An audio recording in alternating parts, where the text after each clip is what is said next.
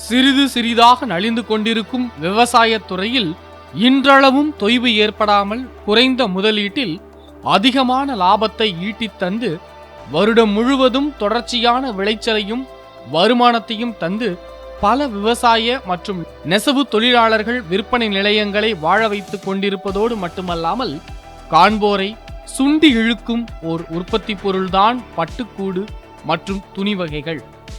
இவ்வகையான பட்டுக்கூடுகள் வளர்ப்பு முறை பற்றியும் பட்டு நூல்களிலிருந்து துணி வகைகள் தயாரிப்பு பற்றியும் பார்ப்போம். பட்டுக்கூடு தயாரிப்பிற்கு மிக முக்கியமான பட்டுப்பூச்சிகளை எடுத்து வந்து இது போன்ற அட்டைகளில் முட்டையிட வைக்கின்றனர். சுமார் 3.5 முதல் 4 சென்டிமீட்டர் சுற்றளவுள்ள இந்த பகுதிகளில் 450 முதல் 500 முட்டைகளை பட்டுப்பூச்சிகள் இடுகின்றன. முட்டையிடப்பட்ட இந்த அட்டைகளை இயற்கையான முறையில் குளிரூட்டப்பட்ட மண் பானைகளில் வைத்து பாதுகாக்கின்றனர். முட்டையிட்ட 10வது நாள் பொரிந்து வெளிவரும் இந்த புழுக்களை அதற்கான தனி இடங்களில் மிகவும் நேர்த்தியான முறையில் பாதுகாத்து வளர்க்கின்றனர்.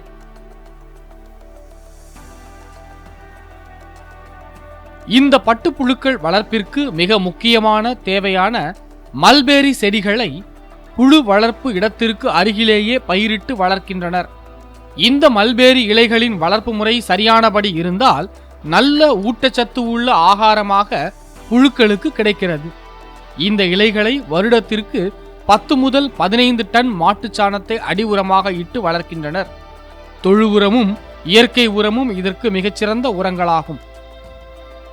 மல்பேரி பயிரிடுவதன் மூலம் ஒரு ஏக்கருக்கு வருடத்திற்கு 1.25 லட்சம் நிகர லாபம் கிடைப்பதோடு மட்டுமல்லாமல் 5 நபர்களுக்கு வருடம் தோறும் வேலை வாய்ப்பும் கிடைக்கிறது.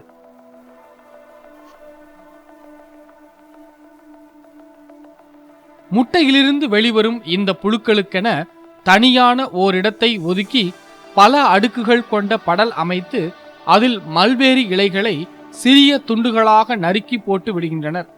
ஆரம்ப காலத்தில் படல் அமைக்க முடியாத இடங்களில் ஓலைகளில் பின்னப்பட்ட வட்டமான தட்டுகளில் போட்டு அதற்கான இடங்களில் சுற்றிலும் பூச்சி வகைகள் அண்டாதபடி வலையினால் மூடி வைத்து பாதுகாப்பாக வளர்க்கின்றனர். புழுக்கள் பெரிதாக பெரிதாக இலைகளின் அளவுகளும் பெரிதாகும்.